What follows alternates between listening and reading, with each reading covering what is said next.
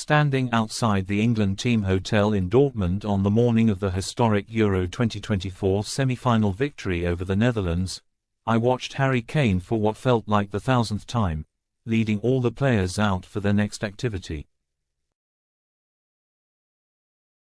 If you slow-mod the pictures and shot them in black and white, it would have looked exactly like that opening scene in Reservoir Dogs. With Kane up front and central, and a bigger cast of characters walking in his shadow. On this occasion, Kane was directing the players for England's morning walkabout. It was exactly 11:30 a.m. I timed how long they were out. It was precisely a 6-minute stroll in the sunshine. And instead of a picturesque walk through the leafy grounds and manicured lawns of their luxury spa resort, it circuited the featureless, high-hedged gravel drive of the car park where the England team bus was parked.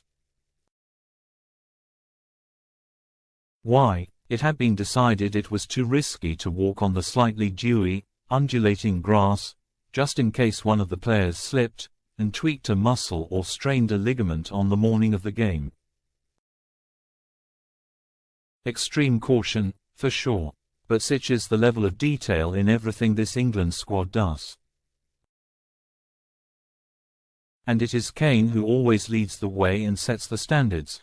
It is one of the biggest miscarriages of footballing justice, the fact that Kane has never won any silverware in an otherwise glittering career. By Sunday night, his first ever senior trophy at the age of 30, may well be the biggest prize in European football. Alongside him in this England team, he sees the Manchester City treble-winning trio of John Stones, Kyle Walker and Phil Foden. He sees 21-year-old Jude Bellingham, who has just done a treble which includes the Champions League, in his first season in Spain. And yet this England generation is shaped in the likeness of the captain. He is their heartbeat, their headmaster, their counselor. Gareth Southgate has built this squad and created a unique environment, but Kane is his enforcer, the one who dictates the levels of excellence, and ensures the bonds, player to player, are unbroken.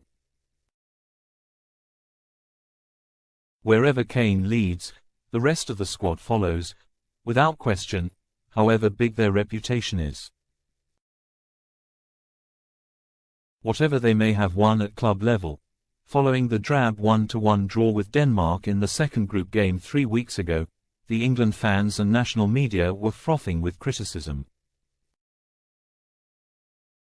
Gary Lineker had used an expletive to describe the performance, and Alan Shearer had pointedly criticized Kane himself. These were two men who had trodden in exactly the same footsteps of expectation in which Kane now walks. I know Kane was hurt by those comments. He felt it had got personal, that the criticism was too pointed and unwarranted. His response, well, it was comprehensively pre-planned, of course. We haven't won anything as a nation for a long, long time, and a lot of these players were part of that.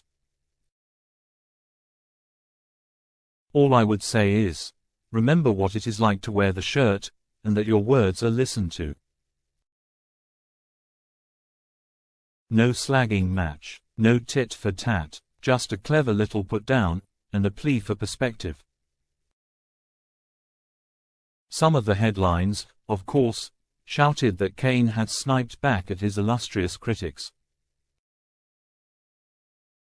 But in truth, he had chosen his words very carefully, to be respectful but strong. To end the perceived row there and then, he spoke for over 45 minutes, the longest news conference that any player has given throughout this entire tournament.